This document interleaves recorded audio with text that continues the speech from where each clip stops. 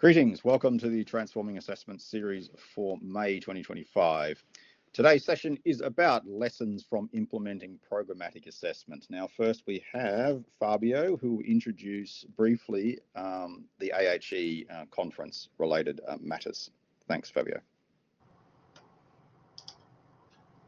Good morning, everybody. From me, I'm Fabio Arico. I am based in Norwich, UK. And I'm one of the members of the executive team of the AHE network. The AHE network stands for Assessment in Higher Education. And we've been working in partnership with Mathew, and Transforming Assessment. We are always very welcome for this opportunity to join forces and run webinars all across the world like the one we have today.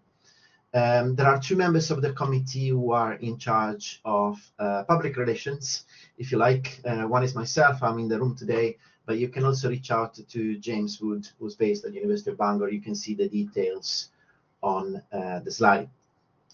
The Assessment in Higher Education Network is an independent group of colleagues who focus on research and practice in assessment and feedback.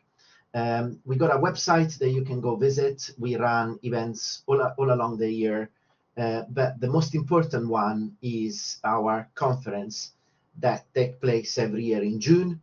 So for 2025, our conference is going to take place in Manchester, England, between the 19th and the 20th of June. The early bird is going to expire soon, so if you are considering coming, don't miss the opportunity. You can find all the information at ahenetwork.org to come and see us. We got international audience, international speakers. In fact, we got quite a nice group of colleagues coming from Australia as well as many other parts of the world. And we look forward to see many of you in Manchester very soon. So for today's session, as Mathew suggested, we're going to have two presentations. We are going to have 15 minutes for each of the presentation, plus some time for discussion for the remainder of the time. And we got contributions from the UK and from the Netherlands. So I will allow colleagues to ask burning questions at the end of each presentation, but otherwise, please just type your comments and questions in the chat. I'm going to make sure that I direct them to the presenters, and I'm sure the presenters are going to be able to look after themselves as well. So without further ado, let me introduce the first talker today by Jayne Pearson and Ayesha Ahmed on programmatic assessment. Over to you.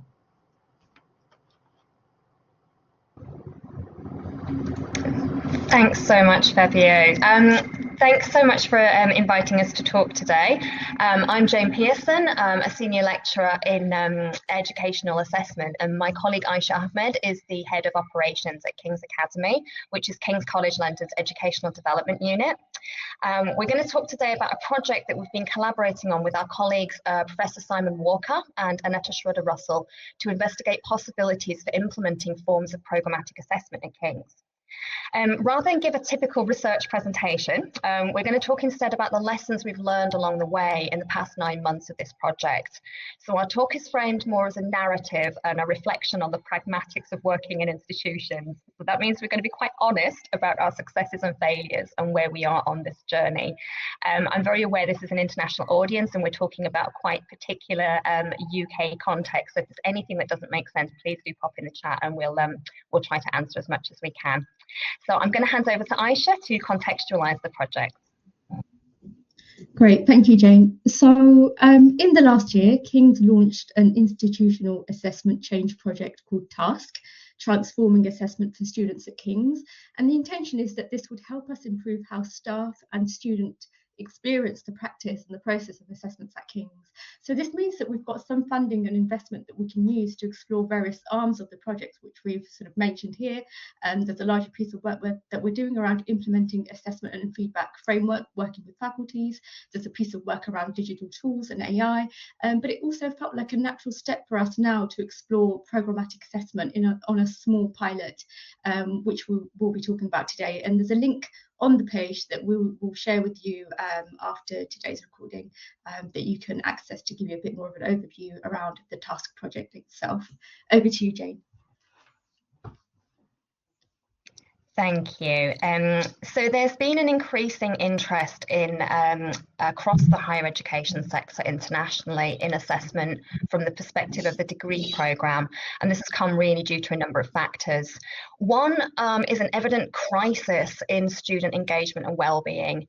As academics in higher education, we work in modular silos, designing assessment to evidence the learning outcomes of that particular course unit. But as Jessup and Thomas say, seeing assessment through the lens of the module does not accurately reflect the lived experiences of students. And as a result of this modular approach, often the overall coherence of the programme is lost. Their work, so that of Jessup and Thomas and that of Harland and colleagues, discuss the impact of poor assessment patterns caused by modularisation on student engagement, mental health and motivation when students are tested and moved on from module to module, and they advocate the idea of slower scholarship. This is of course complemented by assessment for learning, where evidence of learning is collated over time using meaningful activities, and students develop both evaluative judgment and feedback literacy to become agents of their own learning. Quinlan and Baartman, among others, argue that a modular regime is detrimental to the longitudinal development of competencies and skills because neither students nor employers really fully understand the nature of this aggregated mark system that we've kind of become stuck with. Another catalyst has been the arrival of generative AI, which has caused concern for academic integrity across the sector. And as Dawson, among others, state, it's almost impossible to manage or consider at the modular level. These issues coalesce in the National Student Survey scores, which take place in the UK once a year for all higher education institutions. Students are clearly telling us that something is wrong with the way that we're doing assessment. You can see in the right-hand column the satisfaction scores for all of our 9 faculties at King's, coming in altogether around the 66 mark overall, although you can see some discrepancies. We've got some which are higher and some which are lower.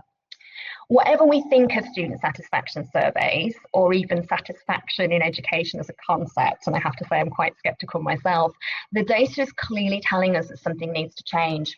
And we thought overall, given all of these things, programmatic assessment might be a solution to many of these issues. So what did we do at King's and what did we learn? We've divided this talk into 5 main themes of lessons that we learned and which we think will be useful for others along this journey as well. So first of all, learning from others in the sector, past and present. King's hired an external consultant, Professor Simon Walker. Sorry, I've just go back there. Professor Simon Walker, apologies for the picture, Simon, if you're on the call, who has knowledge of the UK sector and beyond, and he's been instrumental in working at universities such as University College London with programmes on their assessment patterns through his chart assessment visualisation tool. Simon worked closely with us on this project, which Ayesha is going to tell us about in more detail in the next section. We started by going to the literature and previous work done in this area, and the most important for us in the UK was the Programme Assessment Strategies Project, or PASS project, conducted by Peter Hartley and colleagues, which was the first study really to look at an overview of types of programmatic approaches to assessment. Brunel's integrated programme assessment was one example shown here, where module credit is decoupled from assessment to allow assessment across modules for integrated learning. Because programme level learning outcomes are assessed across more than one module, it has the potential to reduce assessment volume for staff and students, one of the key issues that Harland and Jessup talk about and something that King's was also very, very keen on. One of our issues at King's, and I'm sure this is true for most UK universities at least, is that regulations tie credit to modules and therefore grades accumulate across modules in an algorithm which is connected to progression and award throughout the degree. And this also means that our systems, so our LMSs, our student record systems, etc., are all tied to modules. So recording assessment information any other way, although it's not impossible, it requires workarounds that are complex and not particularly scalable. So our first task was to speak to universities like Brunel and the University of Leeds, who are also in, the University of Leeds in particular is undergoing an institutional assessment change project similar to ours. I won't go into the details of here of what they've done, as I'm sure these colleagues will be very happy to speak to this with anyone who's interested, and I can certainly put people in contact if you are interested in having conversations with those universities. With Simon's Connections, we also collaborated with colleagues from the Netherlands, where programmatic assessment has been in place for a couple of decades and is prevalent in a lot of the universities there. The most common model is represented by the image you see there at the top of the slide, where information about student learning is conceived of as data points. You see the Mona Lisa there, which accumulate over time to provide a complete picture of the student, and no decision rests on any one data point, but rather decisions are made at the very end of a student's degree. Collaborations with interested people from UK universities also arose in the Integrated Programme Assessment Network, which is slowly gaining members and traction to develop models of programmatic assessment for the UK context, and which myself and other colleagues in King's are members. And finally, King's is part of a QAA funding bid led by the University of Southampton to investigate the possibilities of programmatic assessment, and in particular the issues surrounding regulations in the UK context. There's a large range of terminology and models used to describe programmatic assessments, and some of these are used interchangeably as synonyms. Some of these are defined by stakeholders in the research literature as entirely different concepts, each with their own peculiarities. So one of our first tasks was to work through these to see what staff at King's would be interested in and which could potentially provide workable models. It was clear that we weren't on the same page about our understanding of these, even amongst our small working group. So one important lesson we learned is to work through these to ensure that understandings are aligned before we talk to staff about what these models entail until we can give proper definitions and explain them to our staff. Ayesha's going to talk to you now about the second lesson that we learned. Great, thank you. So the second lesson was around identifying and working with key stakeholders. And at King's, we started off by creating a small working group, as Jayne mentioned, that's headed up by Simon Walker, our external consultant, but also includes existing internal expertise in the form of Jayne, who's our assessment lead, Aneta and myself. But we also work quite closely and have conversations with Fiona, who's our Director of Digital Education, and that gives us a bit of an overview of what's happening in the digital landscape at King's and how what we're doing connects to that.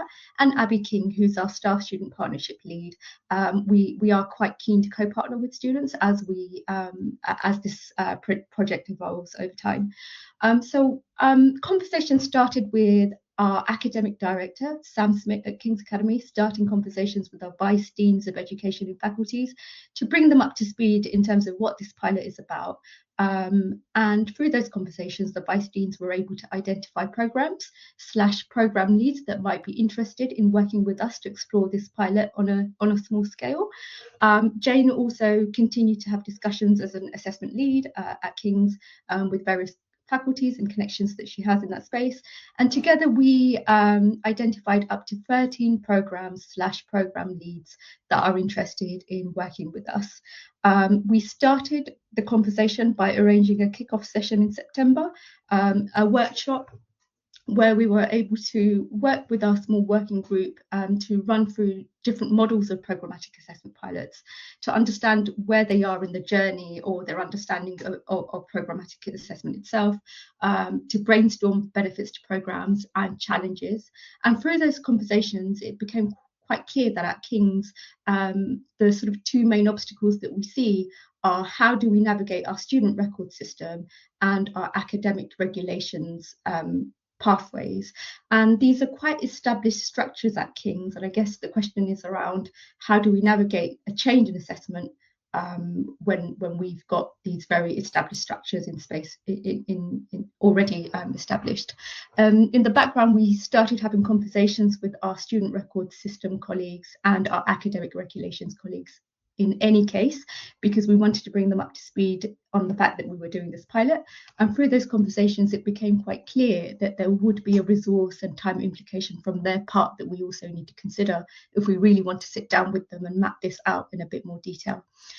So Jayne will talk a little bit more about next steps in the pilot with you, but for now, I guess the main lesson that we've learned and are learning is that it's important to engage with potential stakeholders well in advance so that we're in a better position to consider implications on time and make any adaptations that we might need to on our budget, etc. And also being realistic about our timelines and being able to communicate that with all that are involved in the project. So I'll move over to our next lesson, which I think is around top-down championship and investment. I think there's three main points coming out of this. The first one is that we'd struggle to do this pilot if we didn't have the investment and funding from senior management.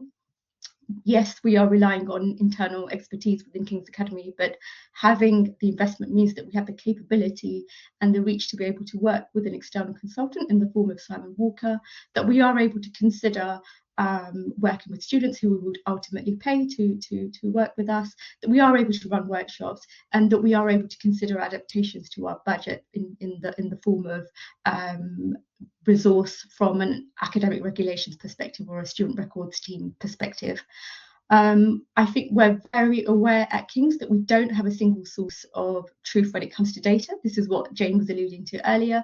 So we have platforms that serve different parts of the programme, or we have a student's record system that is able to give us information, but on a module level. We have been doing work in Jayne's been doing a lot of work in the background in terms of trying to harmonise that data, but it's very manual and it relies on receiving information from various faculties and different platforms. But we hope in the future that we will have a system where there is a more cohesive flow of information, and I guess that depends a little bit on the platforms that we invest in the future and what that space looks like. And the last point I quickly want to make is around technology. It's clear that we may in the future need a platform like a visualization tool or any other platforms in the assessment space. Through conversations that we've been having with Simon Walker, it's quite clear that our colleagues in the Netherlands, for example, have been using a platform called ePortfolio through Dream, a company called Dream, DRIEM. We're at the very early stages of that conversation at King's, but it's clear that this is something that we will be keeping an eye on. But of course, with that, there's also implication on resource, and we would need to think about things like guidance around procurement that we need to follow. So that's me, handing back over to Jayne. Thanks, Ayesha. So as well as having that crucial top-down support and investment from senior management, it's also important to work towards buy-in from the academic community. And I think as people have already started to put in the chat, the project kind of lives or dies on this really. And we did this in a number of ways. So the first thing we did was think about securing champions and allies who will push forward ideas in their department. We started with a socialisation process through a panel at one of our education conferences and gathered a small network of interested people and began the on-the-ground conversations with faculties long before we actually began work on the project itself. And as Ayesha's already mentioned, our Vice Deans of Education were key allies actually who sought programmes for us. Although we had several workshops planned that Ayesha's already mentioned, and it would have been ideal to relay information and have discussions with people in one room, in one place, due to people and programme leaders being at different levels of understanding of what programmatic assessment entails and their assessment cultures, as well as the nature of working with staff during a busy academic year, conversations needed to be tailored, and therefore we had a lot of flexibility required to meet one-to-one conversations and flexibility with different programme leaders as to what they wanted as well, because there wasn't one size fits all model that was going to work for all of our programmes. As already mentioned, we had to be aware of our own definitions and language and be consistent to avoid confusion. So what do we mean by terms like capstone or portfolio? We did address this to some extent with staff through the workshops and the ongoing conversations, but the concept is still so new to staff that these issues are still persisting, and working out what works for them and what is a particular model is still really challenging. This idea of language and terminology was equally tricky with our professional services staff and our regs and systems team. And from their perspective, trying to get us to understand the way things were done from their side and what they required from us kind of meant all of us learning new language and upskilling in areas we hadn't initially needed to be aware of. I've now become a semi-expert in SITs myself. As somebody's already mentioned in the chat, obtaining a student perspective is vital, and this is our next step because we haven't yet involved students in the consultation. We've been very aware from the start of the need for student buy-in, but students are also very risk averse. So while we want to convey that this has benefits for them, it is very different from what they're used to. And as with other stakeholders, we do require a working model to describe and explain rather than an abstract concept. We're also playing with the idea that pilots might be better in the first year and in the master's level when students have not yet become acculturated to the university modular system. And finally, community buy-in. So getting forward-thinking champions and allies as individuals is great, but King's is a Russell Group university, and universities and Russell Group universities as institutions in particular don't always have the basics right when it comes to assessment. So there's a sense from others in the community that there's a danger in going for something radical. Who led the work on this, but then because they had to leave the university, the faculty were no longer on board as they felt that there were other pressing priorities. So although relying on champions is necessary at the start of a project like this, that ongoing, it's risky to rely on one or two people, and that ongoing work of socialization we hope will come through the wider task change project that Ayesha's already mentioned. Finally, I think one of the key things we learned really was about managing our own expectations. We learned that people are not willing to take the risk of devising a model to pilot until they know something will work at King's. But on the other hand, we can't get a working model to potentially pilot for our regs and systems team until people know what they want to do with their program. So getting out of this kind of catch-22 was our key challenge. And as part of that, we had to contend with managing losing momentum from interested programs while we tried to get our ducks in a row, to get something tangible. And this meant we did manage to lose some interested programs along the way. So program leaders and champions need to be made aware that this will be a slow moving and often a stop and start process as well. So in the end, because of competing priorities and the time taken for modules to be worked through, and again, some lack of buy-in from the wider community and some faculties, although we started with 13 interested programs, we've now narrowed it down to 1. In the end though, we think this isn't a bad thing, because working with one program for a pilot and trying to identify a model that can provide a blueprint for things that others might want to try is probably the best way to go. Most of our program leaders in the end wanted to find a way to move towards slow scholarship in incremental ways, such as integrating module assessment and reducing the volume of assessment for students by focusing on program level learning outcomes. Models that were a little bit over ambitious. So for example, one program wanted to move to a whole programmatic model along the Dutch lines in their second year. They eventually lost momentum for some of the reasons that we've already mentioned. So at King's, our regulations and records team are willing to work with us on a small scale pilot, which seems more realistic given their resource implications and limitations. And finally, I'd say being aware of being mindful of the timeline for a pilot implementation. So any model that we develop requires complex planning, and we'd still need to factor in the approval boards and the committees, the communications with the course team, the training for the course team, and the students, of course, and the student consultation and communication with the students. And because of how much we'll actually need to change, this is a longer journey than the usual process of program or module development planning. So what are our next steps? So we are going to be working with the one programmatic, with the one program that I mentioned, which is the MSc in Forensic Science, who want to do innovative, authentic assessment across a series of modules. At this point, conversations have mainly indicated that academic staff want to decouple module credit from assessment and have flexibility to have integrated learning, and they're not ready for the full version of programmatic assessment yet.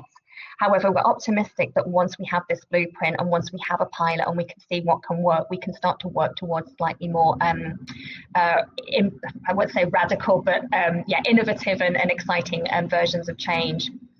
We aim to use this model and work with our regulations team and our student records team in workshops to map this out further, using the QAA bid that I mentioned earlier, and importantly to consider their timelines and their resource implications as well. And then working with students to refine this and to get buy-in, because we're very, very keen on student co-creation for a model like this. And then, of course, working with staff for CPD. So this is where we are at the moment. These are our references. And of course, we'd be happy to answer any questions that anybody might have. Thank you very much. Thanks a lot to Jayne and Ayesha for this really interesting talk. There was quite a lot of reference to the Dutch model, and of course the next presentation we're going to have is perhaps going to clarify a little bit more about the experience in the Netherlands. There are a few questions that I took note, and I will relay for this debate, but they can also be discussed in the chat. I don't see anything burning, so without further ado, I will move on the next presentation for today, and this is a contribution by multiple authors, but we got Bas Agricola and Kitty Meijer in the room, and I invite them to begin your presentation. Well, thank you very much for inviting us to present our work and project and to do some advertisement for the AHE when we are in June. Come see us all. Well, good morning and evening to you all. My name is Bas Agricola, and I'm here to present our project with Kitty Meijer, but we're on a larger group of 4 doing this research project. And we are researchers from the University of Applied Sciences in Utrecht, the Netherlands, in the middle. And today we would like to present a large-scale project in our university on which we are working for almost 2 years now, with more than 30 programs in our university. And our project is really focusing on the use of an e-portfolio to within the concept of programmatic assessment. So I will be giving a short introduction of our university, a bit of explanation of the concept of programmatic assessment, and then we will focus on our monitoring and assessment e-portfolio system.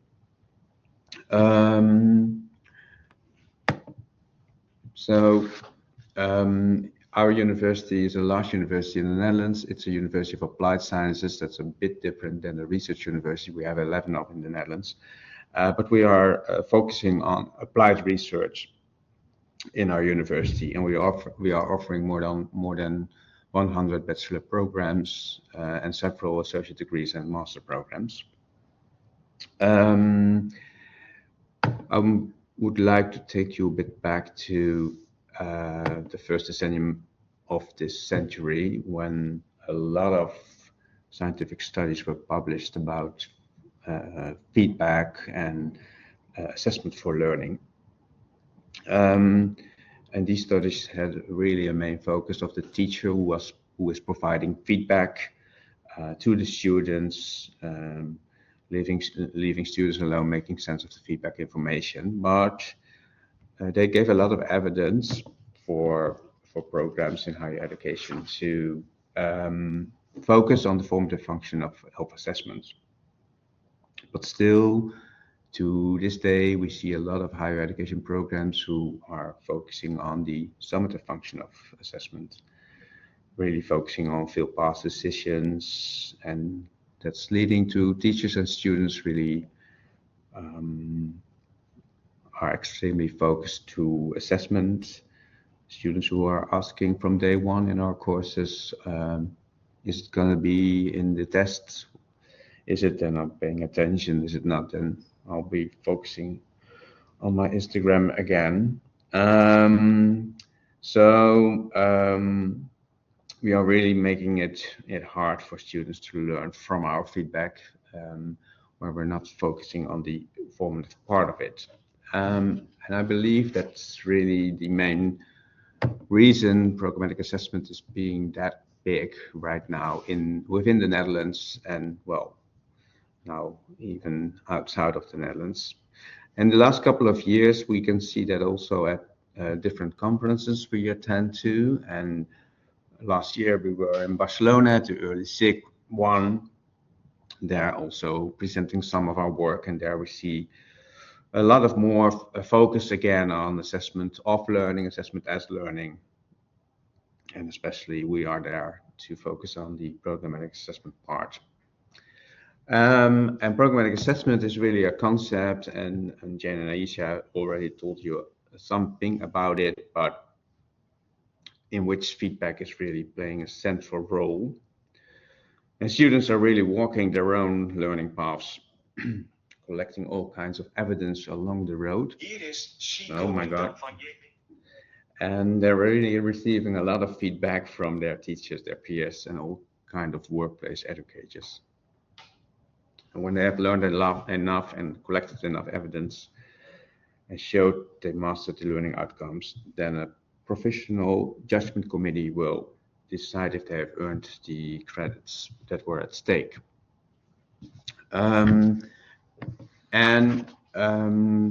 You already saw the Mona Lisa a bit smaller, but I have highlighted here it again. Because the programmatic assessment is not only formative assessment and summative assessments put together.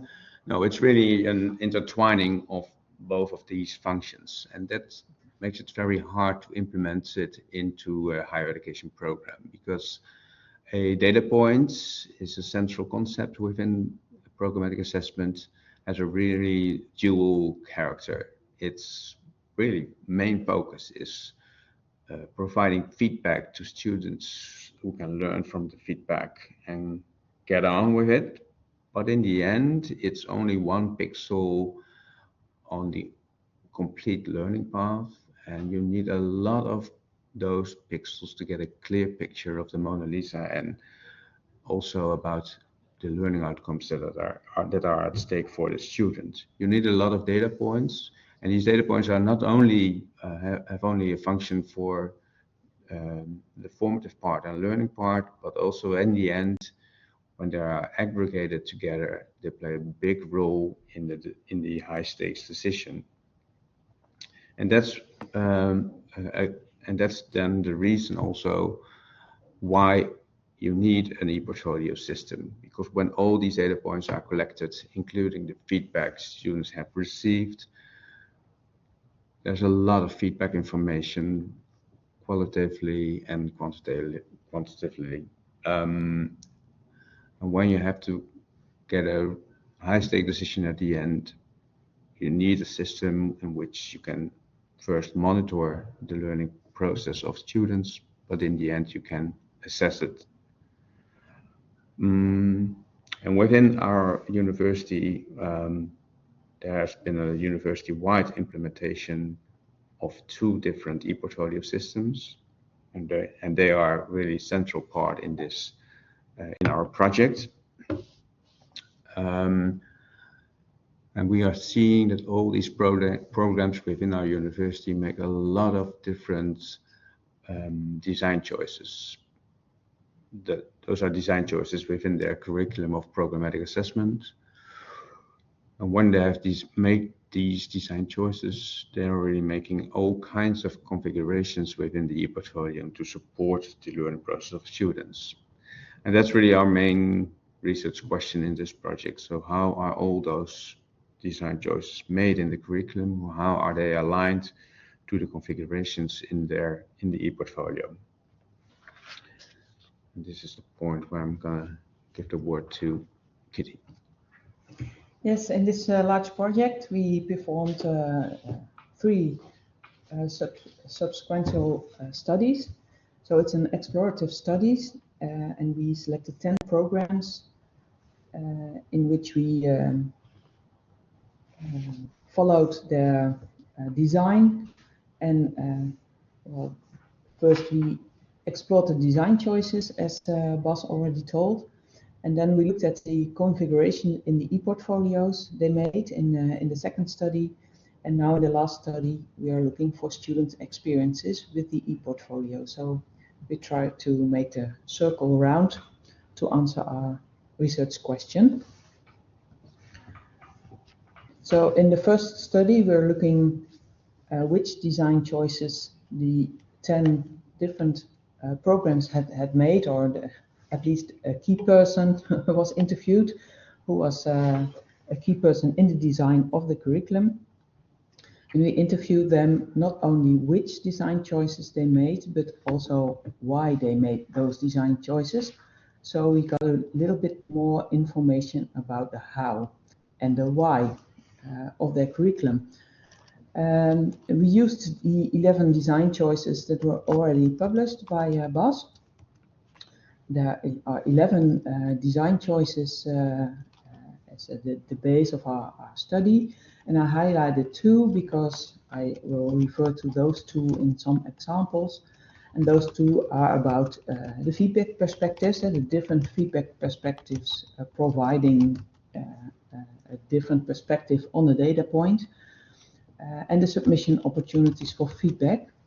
And that refers to when students can ask for feedback. They can be set on a specific time, or maybe left free to the students to choose. So there are all kinds of design choices within the curriculum made on all those 11 design choices. So the main findings of this first study, we did a cross-case analysis, was that student development was really a focus of the design choice. So the emphasis from summative assessment to student development is the preferred shift they want to make. So that's really aligned with the previous presentation. All the 10 educational programs are looking for another way to value students' development instead of their performance level at one moment in time. So the other thing we saw is that they are struggling with the positioning of knowledge tests within the curricula and how to validate knowledge without becoming summative. And the last thing is that they all had a lot of consideration, and really a lot of considerations about what do we want to structure and set as fixed versus what do we provide as free for students, and how can those free choices for students help them to get autonomy about their own learning process. So they are looking for space for the students where they can have choices or can make their own choices versus what do we need from our program perspective and set as fixed for the students, so we can see that they meet the requirements we set beforehand.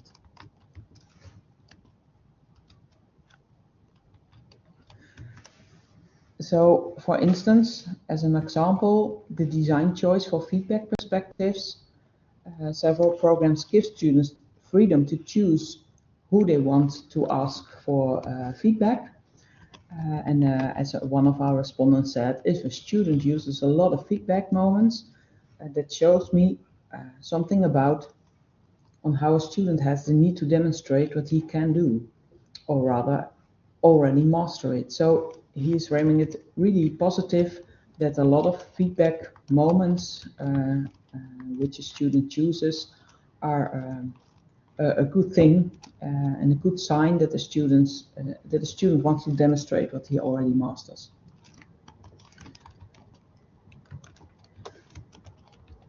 I think you have the quotes turned around. But yeah, another design choice is about the submission opportunity. So they're free when to ask for feedback. And some educational programs leave the moments completely free. And they also give arguments to set them fixed because there's a risk for the workload of teachers. So there are all kinds of balancing consideration and sometimes a bit of fear for a lot of workload. So those kinds of considerations are captured during this first study. So in the second study, we were curious how those considerations and design choices are reflected in the design of the e-portfolios. And we did a little bit of a literature research on e-portfolios. And in general, we saw that the e-portfolio has several components. And some components are more fixed, like the personal and educational information or a help and support component. But there are also several components that need to be configured, in which you can make all kinds of choices how you structure or configure your e-portfolio.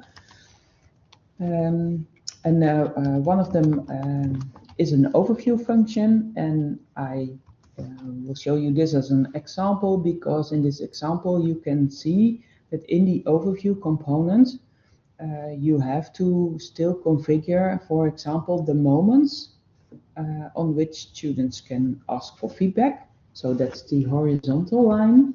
You can see the moments on which student has asked his feedback.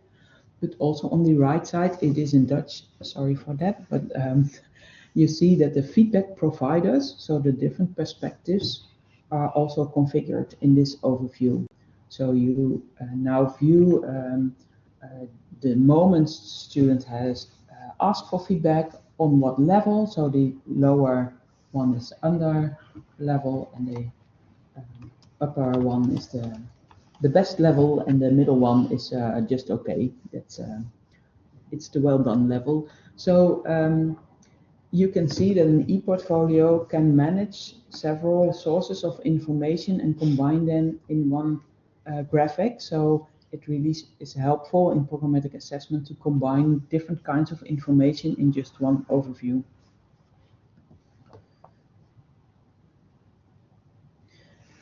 So in this study, I have one preliminary finding. So we're still doing our analysis, but we see in one of the educational programs that the considerations for almost all the design choices, I've shown you 2, but 11, they thought students should be in the lead. So they provided a lot of freedom. And we see in this case that it results in an information overload. The picture is a little bit small, but you can see that all the students in the class are interacting with each other, and the feedback they provide is really on a dot or a comma or whatever. And then when it comes to a high-stake decision, you have such a lot of information, sometimes not even in line with the learning outcomes you want to see. So yeah, the configurations in the e-portfolio are necessary to overthink beforehand, because otherwise, yeah, it won't work like you want it to work. So this specific educational program uses, besides the e-portfolio now, other systems for the high-stake decision. So in our last study, we're starting. We are recruiting students now. So we're doing focus group interviews with students of 5 of the programs in the last follow-up study. And we use a deductive thematic analysis to see if the considerations that were made beforehand are designed or how they are designed, and at the end, how students perceive the e-portfolio and if it works like the intended work, the intended goal or aim the designers had. So that's where we are right now. So I'm going to wrap it up, our part of the presentation, just to stress out that programmatic assessment is really a concept and not a recipe in which we have step-by-step design choices. All our programs within our universities make their own design choices, fitting their own context, their own students, within the theoretical principles of programmatic assessment. And not even they make design choices fitting their own context, but they're also making these configurations in their e-portfolio fitting their own context. So there are many different ways in which the e-portfolios are designed as well. If you want to hear more about our project, well, come to Manchester next month and see us at the AHE conference at 19 and 20 of June, or follow us on LinkedIn and see the results of our project. So this was our presentation.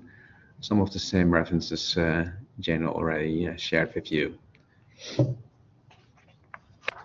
And thank you very much to Bas Kitty, and thanks for the shout out to Ayesha. You've done a much better job than I did. So excellent. The chat is heaving with comments, but I think I picked up a couple of recurring themes that get presented in one way or another, and one is related to buy-in from academics. That's a well-known problem. Every time you introduce change, every school, every unit will say, well, we are different. What you're going to do for us, how we can adapt it to our own needs. We don't want to buy in, and so on and so forth. And that's one of the challenges. Another conversation that was taking place was about what happens from the student's point of view, what happens in terms of mapping skills, competencies, learning outcomes as compared to tracking data points, as Bas and Kitty were presenting their presentation.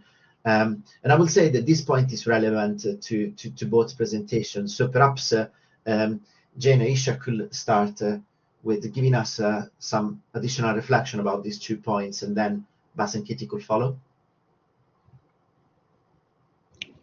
Thanks, Fabio. I might let Bas and Kitty talk about the data points and that sort of thing. But yeah, in terms of the academic buy-in, we definitely struggled because at the moment there's no clear model outside of clinical programs in the research literature and in the sector actually as well. And I think somebody's already popped in the chat, I think there are challenges when with programs in social sciences, arts and humanities, for example, where you have their sort of raison d'etre is to have a plethora of option modules that students can kind of pick and choose. And the idea of a coherent program is sort of anathema to a lot of the academics in those departments. So we really did struggle. I think, again, going back to that idea of the champions, what we kind of needed were people who were going to push forward some of these ideas and kind of socialize those ideas. But where we really kind of needed the challenge that we came up against really was that tension between people wanting to do this, people thinking it was interesting and exciting, but not having a workable model. And what we kept coming up against at King's in particular was the issue of regulations and systems. People were saying, we don't want to go down this curriculum design, this entire curriculum redesign process, this conversation with our students, any of this type of stuff, until we know that something can work.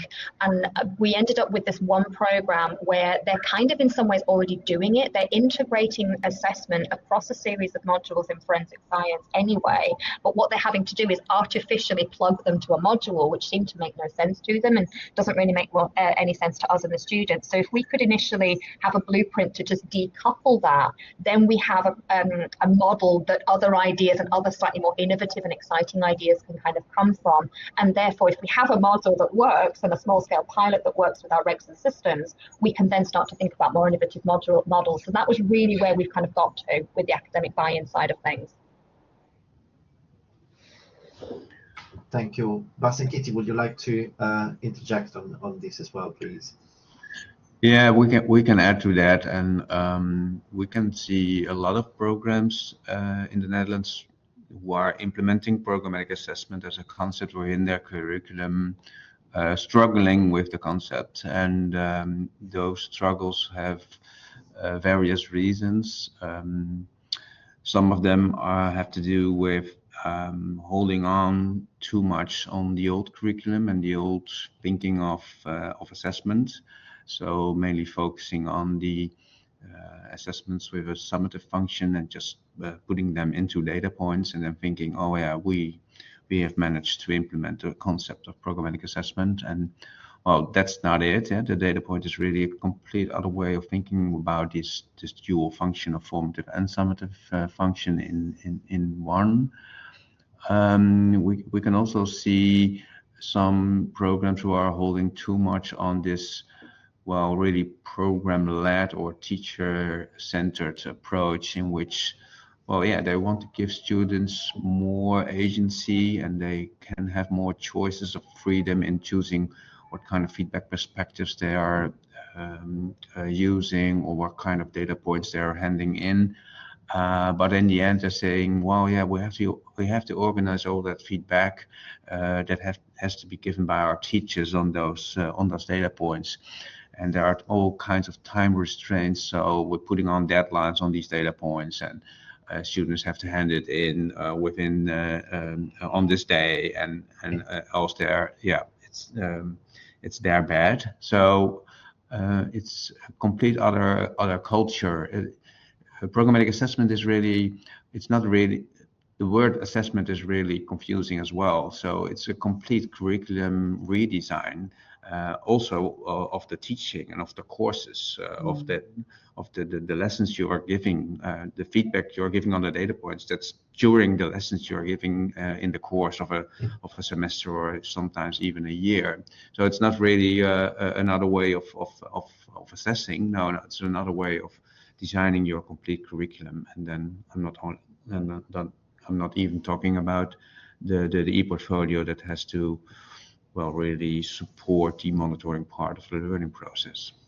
Yeah, and I think also it's a cultural difference for students, not only between countries maybe in programmatic assessment, but also in the Netherlands, where students are several years in our previous educational programs with tests in very summative situations. So students also have to make a big shift when they come into programmatic assessment programs, and they also try to keep it the same as they know. So in the first year students enter programmatic assessment programs, they still ask for a summative assessment. So it also takes time for students and thus for teachers to explain the concept of programmatic assessment and help students to take their autonomy in programmatic assessment.